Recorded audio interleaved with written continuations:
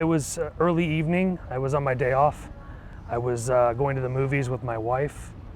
We were walking from the back up towards the movie theater when I heard a woman screaming for help. As we neared the front, I found that I saw a woman pinned in her doorway of her car by a larger man. She's screaming for help and trying to fight him off. I started to walk towards the woman to see if I could help her, and that's when the gentleman turned his attention to me and advanced towards me with a knife in his hand.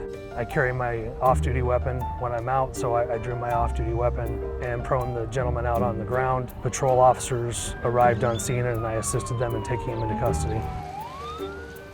Officer Bastian is an officer with the police department that kind of exemplifies what I'm looking for from our officers in the community. He did the things that were necessary to protect his family, and then he got involved to the degree that he needed to keep the public safe.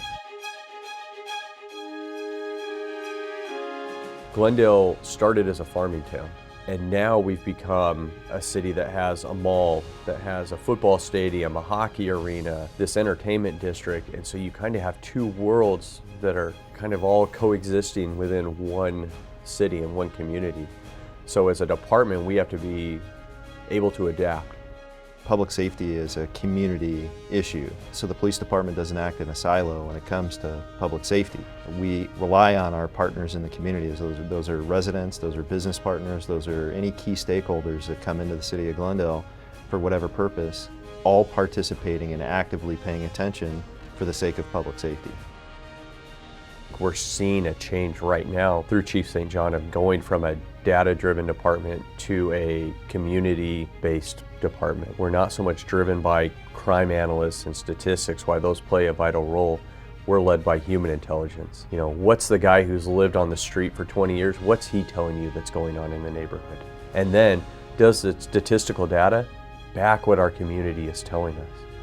We're trying to create smaller beat assignments, smaller areas of responsibility, and then the officer that's assigned to that area of responsibility, they do everything in there and start developing some human intelligence on top of the data that we're going to continue to collect and continue to look at. So I'm not saying technology needs to be shelved or put in a closet. We're going to use it, but it's going to support what we're doing by way of human intelligence. It's not going to lead it. We have a teen academy that our SROs put together, and we started that several years ago.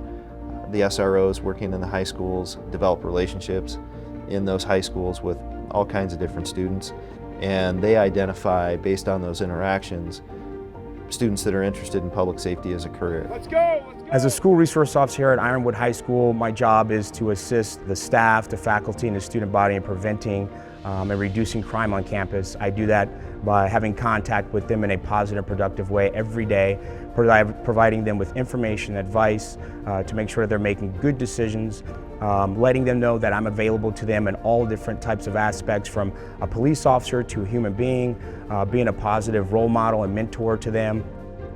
The relationship with the youth, if we're able to establish that rapport, that relationship early, I believe the return that you're going to get with that investment would be that they would be more willing to work with you. They're the eyes and ears of our community. They're the ones that are going to share the information with us. It helps us to do our job effectively. We can't be effective without the public helping us. There's only a little over 400 officers and 250,000 people in the city. So without their help, we wouldn't be successful in what we do. Our mission statement is to protect the lives and property of the people we serve. But really, to me, the mission goes far beyond that. As someone who grew up in Glendale, that's born and raised, I have family here, to me it's about how we can better the lives of the citizens here. We need to get back to the basics of policing. And the basics of policing is being visible and accessible in your community, and being someone that people feel comfortable calling upon when they need help. We're here to make your life better, to make your life easier, and to make sure that the quality of your life is better because you live in Glendale.